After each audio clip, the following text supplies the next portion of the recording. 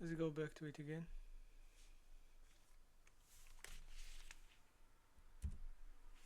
And from the use of raw earth. And as you know, our country doesn't have much raw earth. We have a lot of oil and gas, but we don't have a lot of the raw earth. And what we do have is protected by the environmentalists, but that can be unprotected. But still, it's not very much. They have among the best in the world in terms of raw earth. So we're going to be using that, using it for all of the things we do, including AI, and including weapons and the military, and it's really going to very much satisfy our needs. So it's something that just worked out really well. We have a lot of oil, and we have a lot of gas, we have a lot, but we don't have raw earth. So this has just about every component of the raw earth that we need for computers, for all of the things we do. And this puts us in great shape. And on long-term security for Ukraine, how is this provided? I think they're going to have great luck. I think once we make the agreement, that's going to be 95% of it. They're not going to go back to fighting. I've spoken with President Putin, and So he spoke with President Putin that let's split Ukraine in half. That was the deal. Basically, like the other one take the other resources, this one take the other resources, and the people in Ukraine, they don't know what they're going to live with. I feel very strong. I've known them for a long time, and I feel very strongly that they're very serious about it, and we'll make a deal. And when the deal is made, I don't think we talk about security. Everyone's talking about the other day. All they talked about was security. I said, let me make the deal first. I have to make the deal first. I don't worry about security right now. We have to have a deal, because right now, last week, 2,000 soldiers died on both sides. 2,000, and they're losing 1,000, 2,000, 3,000 a week. So as we sit here and we talk, people are getting shot and dying on the battlefield. And you know, they're not American soldiers, but they're Russian soldiers and they're Ukrainian soldiers, and we want to be able to stop it. And we want to be able also to spend money on other things. We don't want to, this is a tremendous amount of money, and what the Biden administration did was terrible. They were giving money, but he had no security on the money. Europe, as you know, gave much less money, but they had security. It was in the form of a loan. They get their money back, and we didn't. And now, at least we're protected, because the American taxpayer has to be protected too. But this is an incredible agreement for Ukraine, because we have a big investment in their country now, and what they have, very few people have. And we're able to really go forward with very, very high-tech things and many other things, including weaponry that we're going to use in many locations, but that we need for our country. Mr. President, This allows us to do that. I'm sorry. Mr. President, military aid. Yes, go ahead, please. If I can just, yes. In the document, there is one of the very important points. If we speak about business and investment, we never had LNG terminals in Ukraine. This document will open. I mean, the next document, but anyway, here we see in the framework, we see really goodwill for this. LNG terminals for us is very important, and I think for security of European continent. We have the biggest storage, gas storage. We have the biggest in Europe. Yes, yes, and we can use it for LNG, use it for LNG, and we will do it.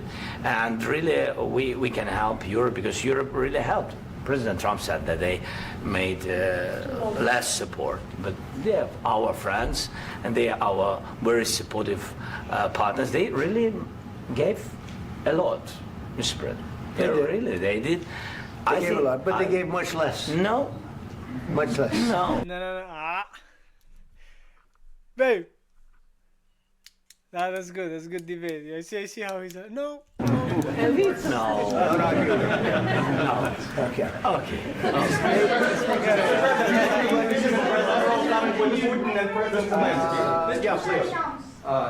Mr. President Trump, you have repeatedly called the deal with Ukraine as a historical one. And as a President of the United States, you make historical decisions in other issues which affect America and other world.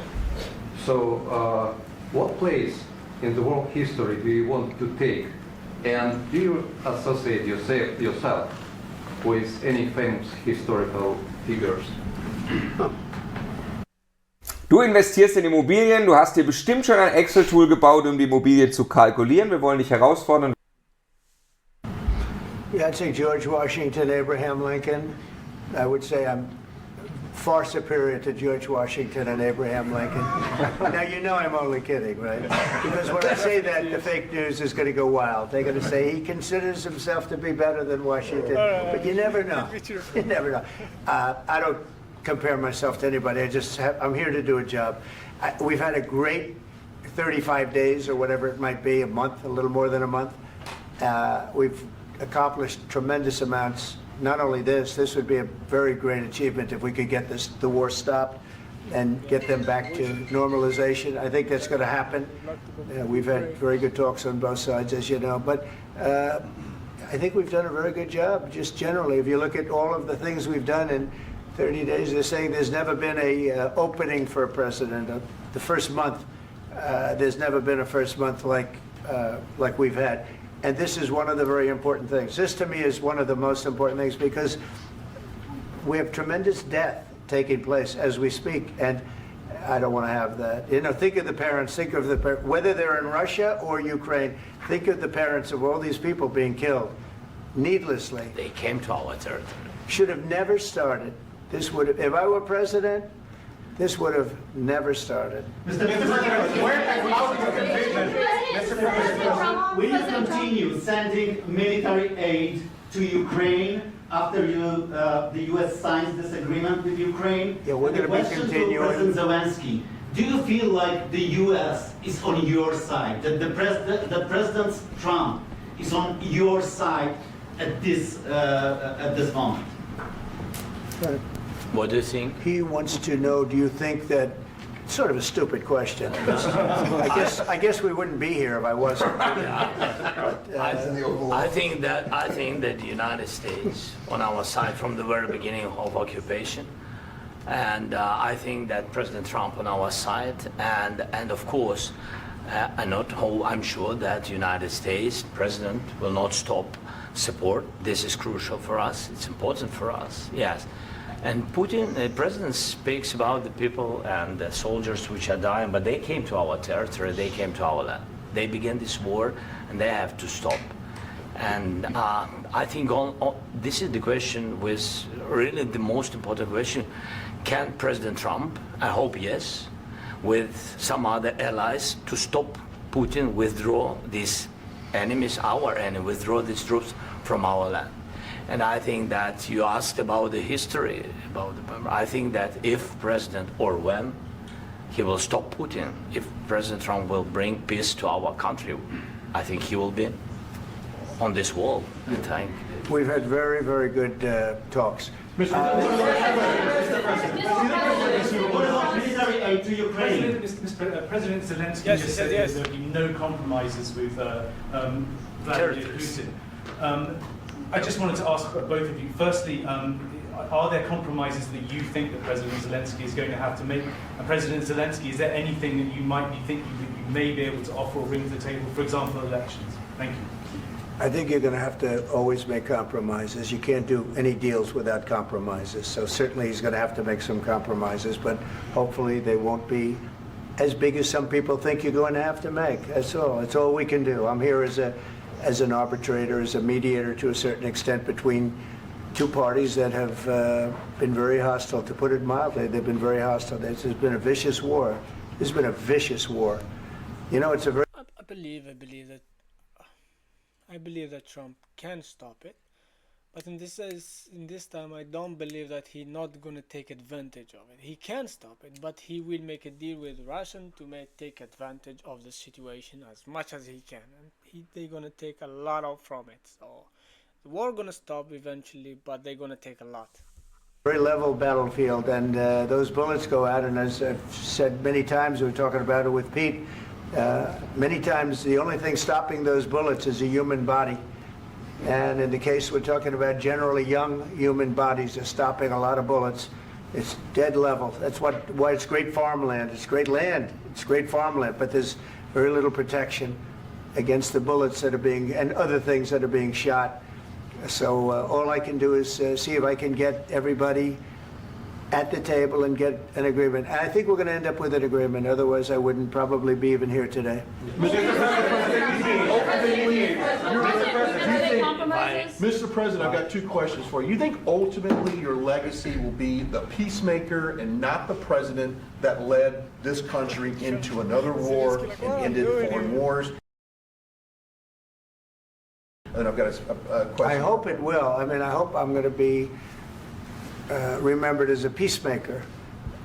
This would be a great thing if we could do this. I'm doing this to save lives more than anything else. Second is to save a lot of money, but I consider that to be far less important. So I hope I'm going to, thank you, Brian, for that question. It was a nice question. I hope I'll be known and recognized as a peacemaker. This would be a great thing to solve. This is a very dangerous situation. You know, this could lead to a third world war. This was headed in the wrong direction.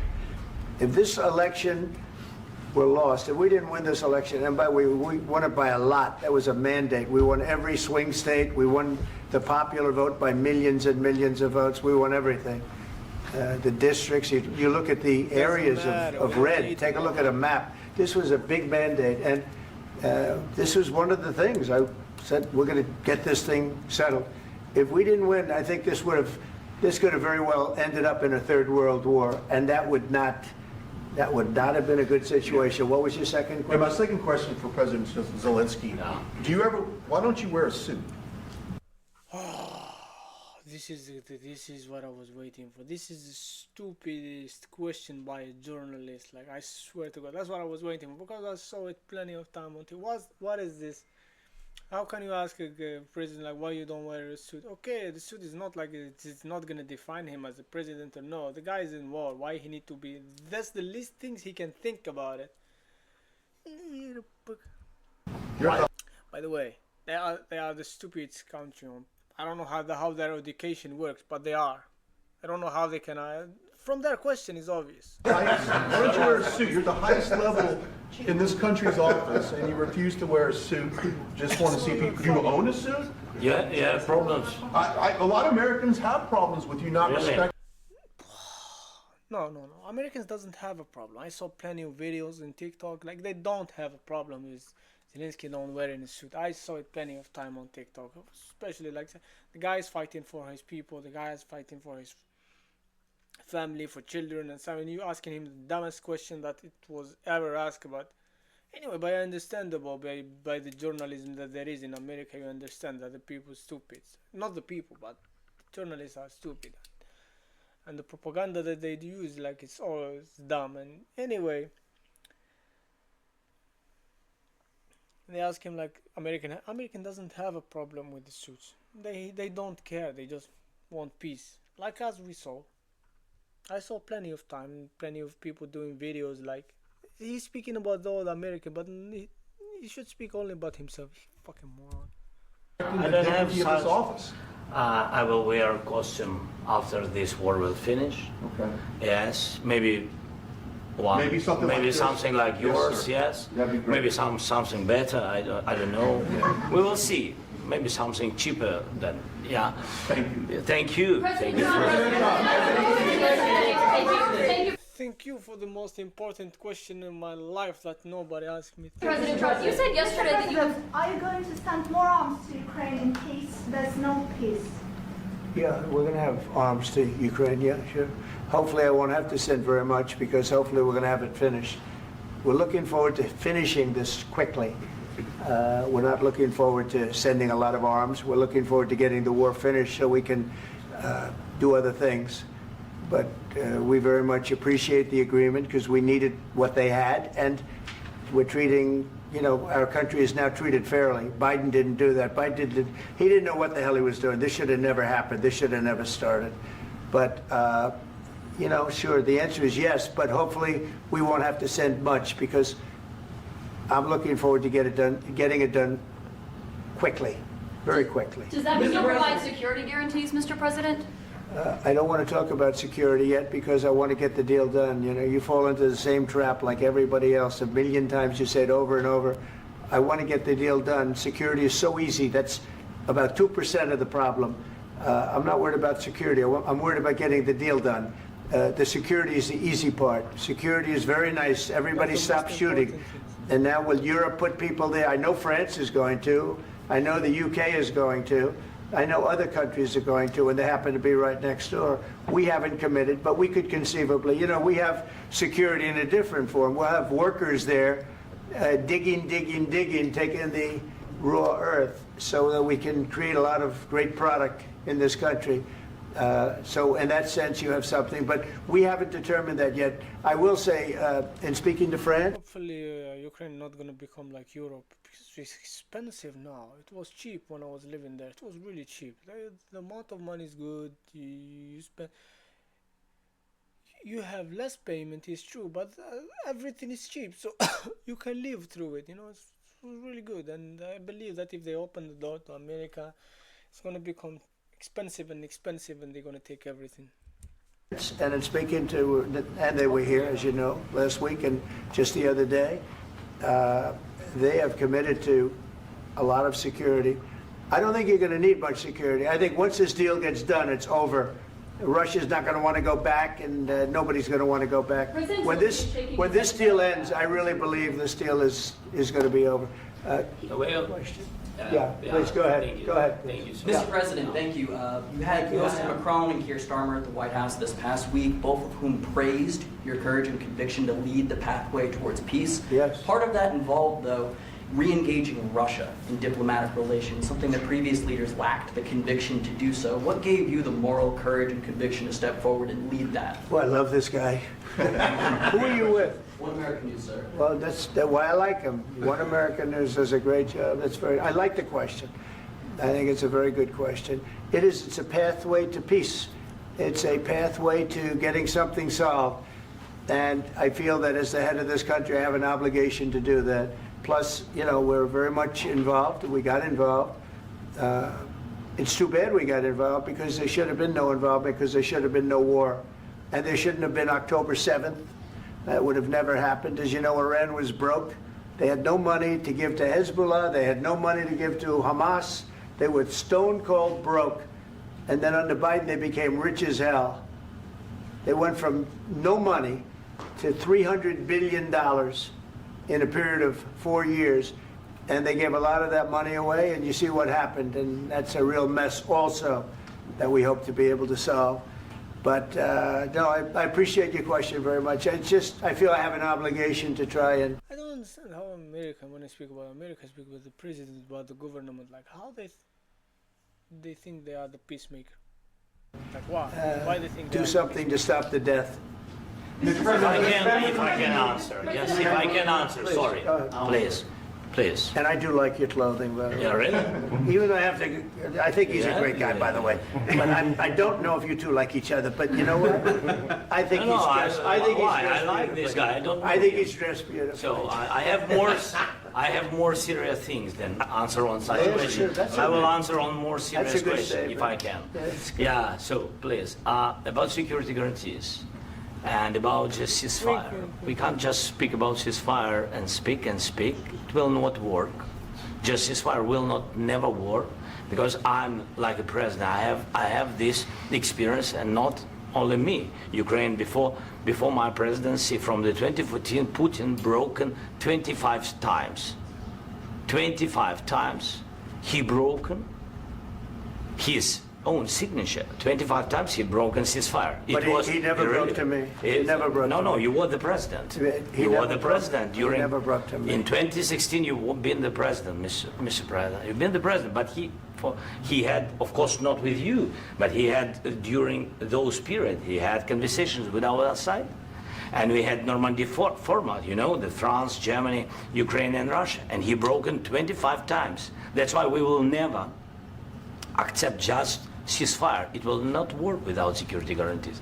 Security guarantees, maybe President is right about this document and other, but this document is not enough. Strong army is enough, because his soldiers afraid, Putin's soldiers afraid of our soldiers when we're strong enough. If we are not strong enough, if we are empty, if our storage is empty, we can't defend our land. Today, you know, he knows that we have all the world knows that we have meeting, yes? Why he's using ballistic? Putin today using ballistic. on our hospitals, schools, and etc. Ballistic. So he knows that we are here and that President Trump is really have goodwill to stop this war. And you hear now the president. So why he's using? So he doesn't want to stop. He doesn't want. But I hope that we will do it. Really, we'll do it. Security. When we speak about security guarantees, when the Europeans are ready for contingents, they need USA backstop. If there will not be United States, we will not never have any contingents, strong contingents from the Europeans, because they don't want to divide alliance, connection between the United States and the main and strongest ally and Europeans. And this is crucial, this is important. That's what we want to speak about very much. This is very important. And air defense. So air defense, really, we have big deficit with all these systems, and we need to provide this. We need it very much. Otherwise, Putin will never stop, and will go further and further. He doesn't want. He hates us, you know? It's not about me. He hates Ukrainians. He thinks that we are not a nation. He thinks, and he shared these thoughts, I think maybe with your team also, I don't know. But with all the Europeans, in media, officially and not, he always said that there is no such country, such nation, such language, and such life like Ukrainian. No, he really doesn't respect all the Ukrainians, and he wants to destroy us. And you are right, Mr. President, that's 2%. This document, maybe other documents, it's a very good start, very good, but it will not enough to stop this person. Should Russia pay to rebuild Ukraine? Mr. President, after these Should Russia pay to rebuild Ukraine? They have to pay. This question This is the rule. This is the rule of the war. This is the rule of the war. During all the centuries, all the history, this is the rule of the war. Who began, those pay. Do you agree This with is the rule. Putin began this war. He has to pay all money for innovation. He has to pay. Of course, some Russian assets, what we have in Europe, about 300 billion, we can use them. We can use for innovation and buy military support from the United States also. We can do it, but it's not enough. It's not enough. President, under these circumstances, do you envision a trilateral summit with Putin and President Zelensky? Wait 1 second. I asked this question that you didn't like because I wanted to know if you want to position yourself in the middle between Russia and Yes. Ukraine, or on the Ukraine side. No, I'm in the middle. I want to solve this thing. I'm for both. I want to get it solved. And it's wonderful to speak badly about somebody else, but I want to get it solved. If we can solve it, great. If we can't solve it, they're going to have to fight it out, and who knows what's going to happen. But I want to see it get solved. If Trump is the middleman, you have to understand he cannot insult the other president, no, because he's the middleman. He needs to speak on both sides, so he needs to be in the middle. He cannot say like I have this and I have this. He needs to be in the middle. So it's understandable he not. The other one, because what they did to his country is something normal. He's the president. He see the war. He understands. So he speak how he feel. It doesn't matter how he feel. He say it. But the other one he cannot, because he didn't feel it. He didn't live it. So he doesn't know anything. He just need to be in the middle and doesn't go here or doesn't go there. May I follow up? One more question about U.S. troops in Europe. After Russian invasion of Ukraine, your predecessor sent additional troops to Eastern Europe, including Poland, my country. Yeah. Are you committed to keeping these troops on the eastern flank of NATO in the future? I'm very committed to Poland. I think Poland has really stepped up and done a great job for NATO. As you know, they paid more than they had to. They are one of the finest groups of people I've ever known. I'm very committed to Poland. What about Baltics? Poland's in a tough neighborhood, you know. What about the Baltics? The Baltics, they got a lot of, it's a tough neighborhood too. But we're committed. We're going to be very committed, and we're committed Hopefully he knows the Baltics. to NATO. But NATO has to step up, and the Europeans have to step up more than they have. And I want to see them equalize, because they are in for far less than we're in, and they should be at least equal. You understand that? Why is the United States, we have an ocean in between, why is the United States in for so much more money and other things as Europe? With that being said, and as you said, They've also been obviously very helpful, but we have put in far more than they have, and I think they should equalize. Mr. President, Please go ahead. Not more. It was just statistic recently that Estonia is the biggest one with 50 or something. It's just America is 0.53%. Like The agreement again today. What changed between the first time that Secretary Vance gave President Zelensky the agreement and today for the signing? We made a deal. So What was the I'm just, deciding factor? I'm a business person. We made a deal. That's what changed. Mr. President, I didn't think we were going to make a deal, and we ended up making the deal, so that changed. Mr. President, what and how do you envision a trilateral summit with President Zelensky and Putin? I don't know, under but these well, they circumstances? don't like each other. I can tell you that. Okay? They do not like each other. This is not a love match, and it's unfortunate. That's why you're in this situation. The United States should not have allowed this to happen.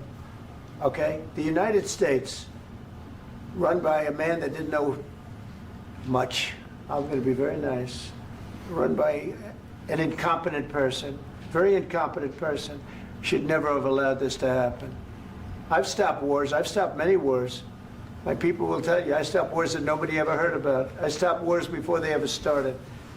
You can look at some of, I could give you a lot of nations that would tell you right now they were probably going to war. I could tell you right now there's a nation thinking about going to war on something that nobody in this room has ever even heard about. Two smaller nations, but big, still big. And I think I've stopped it. But this should have never happened. Mr. President, Sorry, just a second. About any negotiations. First of all, I want really to tell you, and I think that everybody understands that Ukraine, modern Ukrainians, nobody wants to stop this war. But at the future, any negotiations, it's understandable that two sides of the war, not Russia and the United States, because this is not the war between Russia and the United States. This is war of Russia against Ukraine and Ukrainian people. So these two sides will be at the will be at the negotiation table. Then of course United States, like the strongest partner of the Ukraine, and of course Europe. I think Europe is very important. I want to speak about it with the President. Yes, Europe is very important for us because we really defend Europe for today. All Europeans really recognize that we are defending line and they have real life and our people are dying. That's why they helped us. And also it's about the NATO. Yes, between, like the President said, you have big, nice ocean. Yes, between us. But if we will not stay, Russia will go further to Baltics and to Poland, by the way. But first to the Baltics. It's understandable for them because they've been in the USSR. You know, they've been one of the republics of the USSR, and Putin wants to bring them back to his empire. It's a fact. And when he will go there, if we will not stay, you will fight. Your American soldiers. It doesn't matter. Do you have ocean or not? Your soldiers will fight. Mr. President, would you be willing to visit Ukraine, maybe Kyiv or Odessa, which is known to be at the riviera of the Black Sea? It was my question. I'm sorry. I don't want to talk about Odessa now. Let's not talk about Odessa. I want to talk about making a deal, getting peace. We don't have to talk about Odessa, but a lot of cities have been destroyed. A lot of cities that are not recognizable. There's not a building standing. No. And a lot of things have Mr. President, you have to come and to look. No. We have very good cities. Yes, a lot of things have been destroyed, but mostly cities alive and people work and children go to school. Sometimes it's very difficult. Sometimes closer to front line, children have to go to underground schools or online, but we live. Ukraine is fighting and Ukraine lives. This is very important. And maybe it's Putin is sharing this information that he destroyed us.